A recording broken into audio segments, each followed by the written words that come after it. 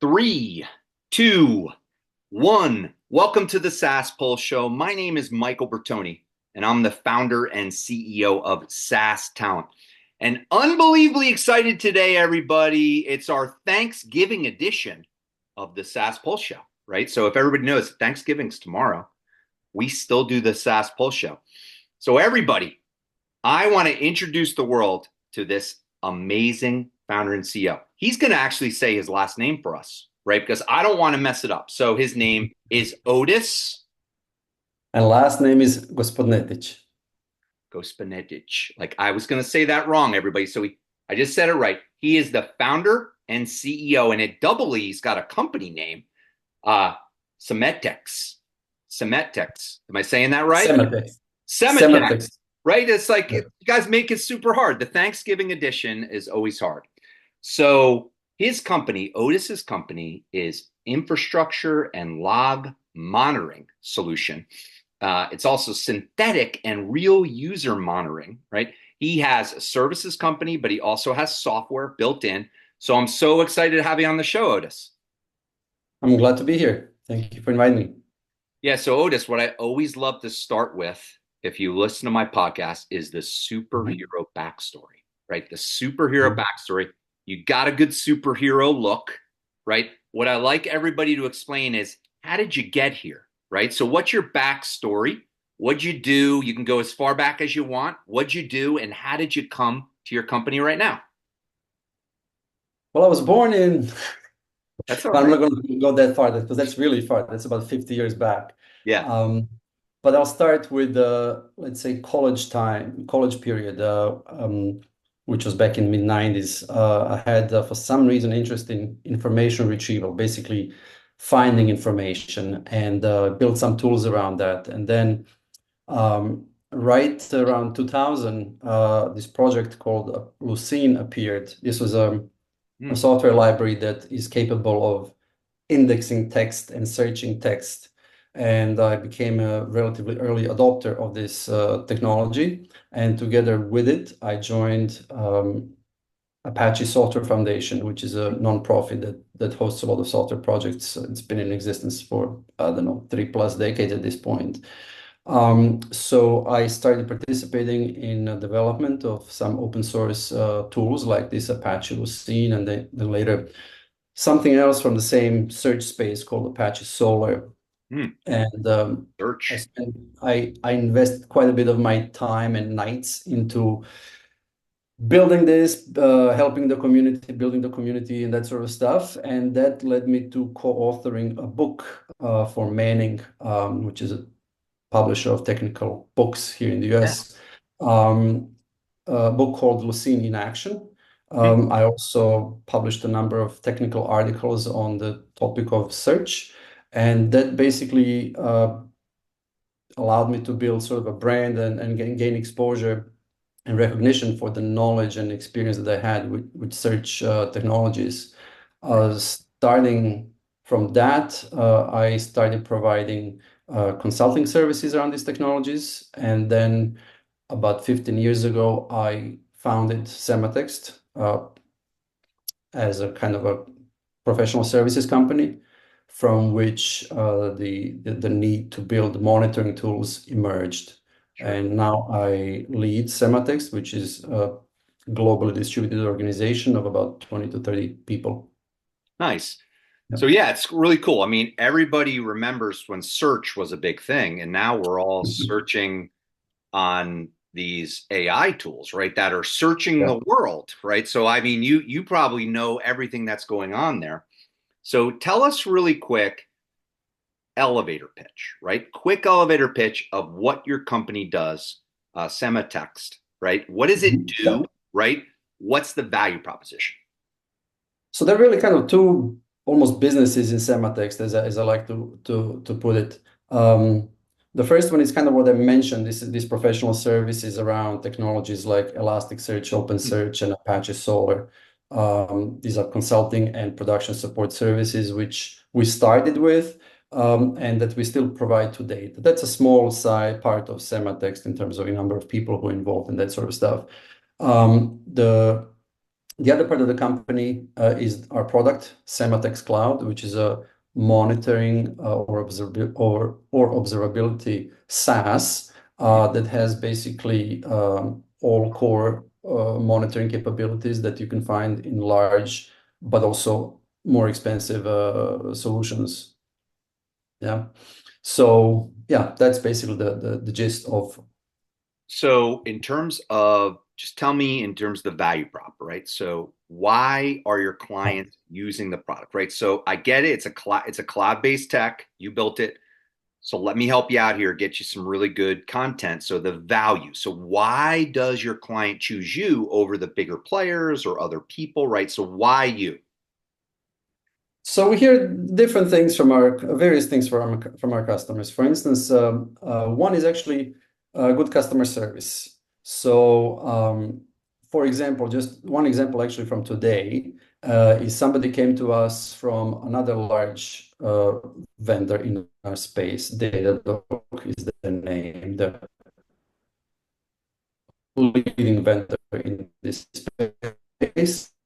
And they described Datadog's onboarding and support as terrible. Their words, right? And what they get from us is much more personal treatment. We're a smaller company, so maybe we can do it. We're not so focused on very large enterprises and can help these sort of smaller players. Another advantage that we have is very flexible pricing. So we may not have all the bells and whistles of some of these larger players, but we have we're very affordable and have very flexible pricing model. Yes, all these vendors are kind of usage-based priced. But for instance, even in our product, we even uh, recommend things that basically reduce our customers' costs. So, meaning we even tell them when to give us less money, right? Which Right. I don't think I've seen in other vendors offering. So I think, once you see that in Sematext, you kind of like it. There's a lot of out-of-the-box value um, out of the box in our product. What matters is alerts, dashboards, visualizations, that sort of stuff. And in Sematext Cloud, you've always gotten that out of the box. So if you are a user or customer, the moment you install a little bit of our software, you get a lot of stuff Hmm. built for you without you having to spend any time building kind of the initial dashboards, let's say. Love that. Love that. So in terms of what I love to hear when everybody's listening to this right now, who is your ideal customer profile or your ICP, right? Who do you sell to? What I love to Mhm. hear is if anybody like, hey, I got a lead, like somebody reached out to me about this, right? So who are we selling to? Like, so who's the main customer type? The end user would be engineers, DevOps, SREs. SRE stands for Site Reliability Engineering or engineers. So these are the profiles of people who end up using us directly. In terms of buyers, those would be CTOs, VP of engineering, engineering managers, those sorts of roles kind of to care for their teams to have good monitoring tools, right? So those would be our buyers. Any type of particular industry, like financial services or healthcare or manufacturing, like any type of It, sweet spot? we really go across like everyone needs monitoring, and we have different types of monitoring our solution. For instance, you could be a customer in a sense that you have a website, you have, I don't know, SSL certificates, the HTTPS. Mhm. One of our monitoring solution monitors your website and uptime. Is it up? Is it down? Is it slow? Is your SSL certificate expiring or has expired or is invalidated for some reason? Because it happens to people apparently all the time. So even like you and I can be our customers, but also organizations that have large infrastructures of servers and containers and services running in this infrastructure. Yeah, so what I'm hearing, it's amazing. So you're separating yourself with your level of customer service, your level of expertise, right? That you're giving a client that needs help, right? Mhm. Is there any particular thing about your tech that people really like, right? Is there something critical feature, something that people really like, wow, we really love this? I mean, I'm not sure about the function. I mean, people do like usability of it, the ease of use. That is something also that we hear about some of other solutions being a problem. They're too complex. So UX is actually a feature that we hear about as Yeah. something that people like. Yeah, I've heard that too because a lot of the tools I actually used to work for this company called NetApp, and a lot of these tools they're just very there's no UX, like there's barely any UX. It's just they just give you a dump of like information and expect you to like figure out how to use it. Yeah, I mean, So we spend a good amount of time on UX and really kind of iterating and trying to make it better. Yeah. nice. So in terms of the challenges, right? So what are some of the biggest challenges you faced at so you've been at this a while, right? And Mhm. it sounds like you got 20 or 30 people. So what are the biggest challenges you faced and how did you overcome them? So yeah, 20, 30 people.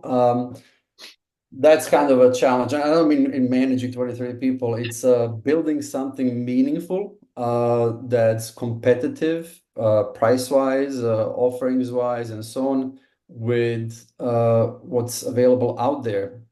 Some of the companies we compete with are extremely well funded or are already public companies, like I could mention several of them.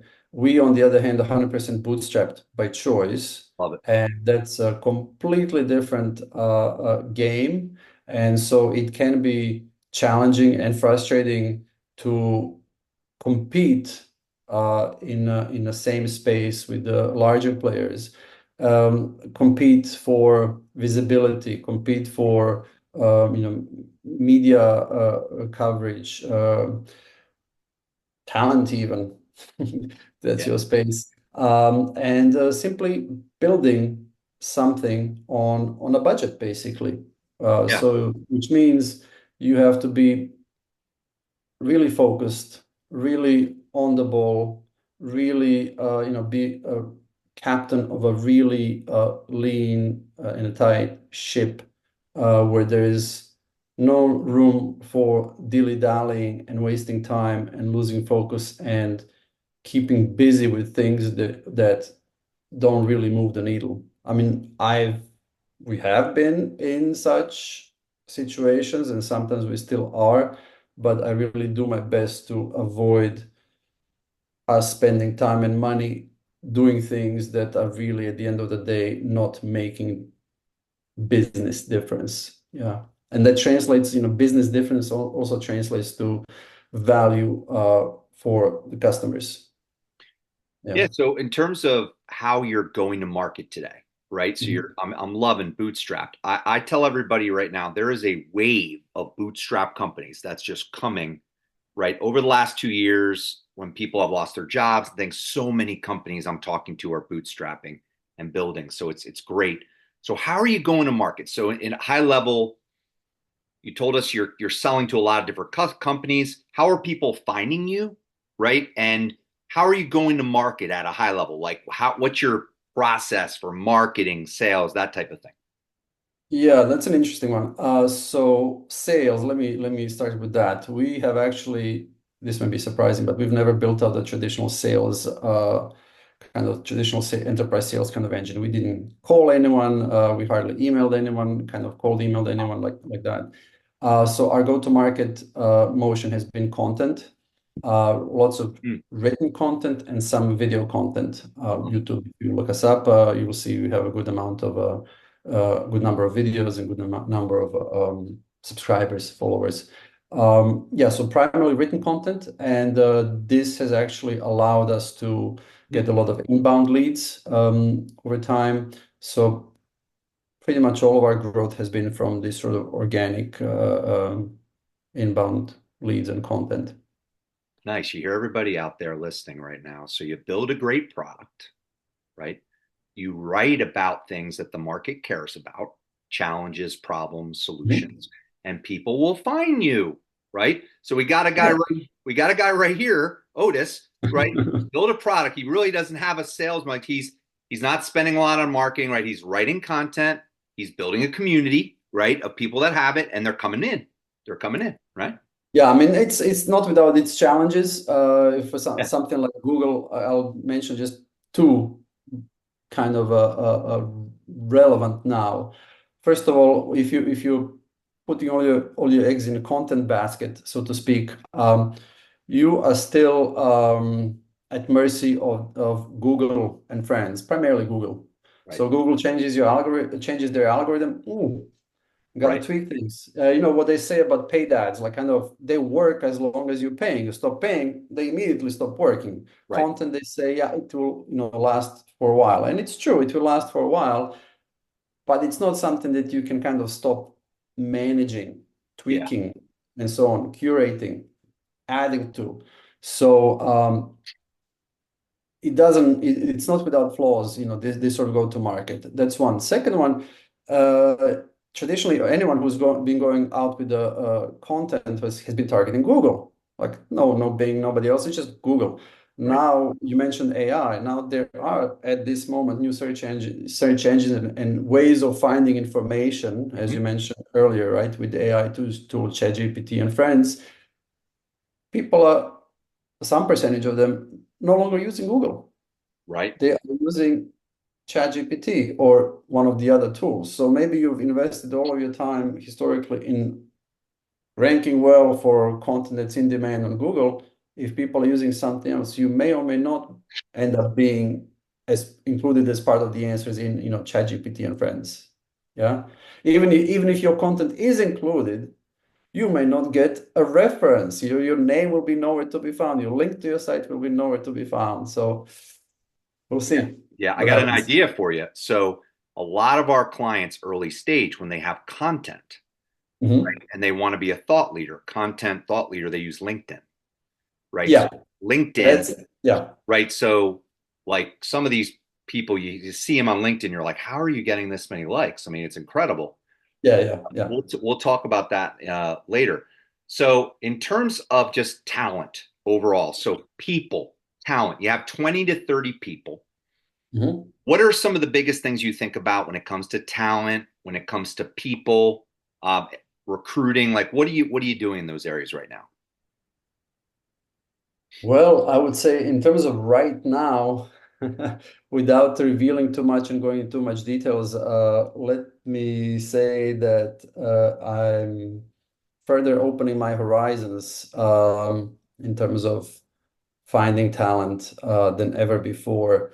Um, we have been remote, 100% remote from day zero at Sematext. So rewind, 15 plus years back, we've always been remote. Everyone who's ever worked with Sematext has been remote Yeah. in various countries and continents. As a matter of fact, it really surprised me when COVID struck, uh, how behind so many companies were in that domain. I assumed that everyone was doing it, Right. right? In fact, very few of us were doing it, and I was doing it since the very beginning and I think it has to do with my open source contribution background because my thinking literally was, here I am collaborating with somebody from Japan, from Italy, from wherever. Why can't you run a business like that? Right. Uh, but maybe not everyone had that point of view. So a lot of companies still stuck with the in office, face-to-face kind of physical work in one space. So yeah, we are still remote, 100% remote, and like I said, we are kind of hiring globally, and I would say kind of more globally, Yeah. without going into too many details. Yeah. Yeah. Obviously, my ears are perking up. But so in terms of your advice, right? So I love this one. You've been at this for a while. I could tell you got in, everybody listening to this, he got into his field and he became an expert, right? He got in, he started producing things for that non-profit, that company, that foundation. Then he's growing. So Mhm. you got to get your name out that way. So what are the two or three biggest piece of advice that you would give solopreneurs or people listening to this that want to build something or start something? Yeah, that's a good one.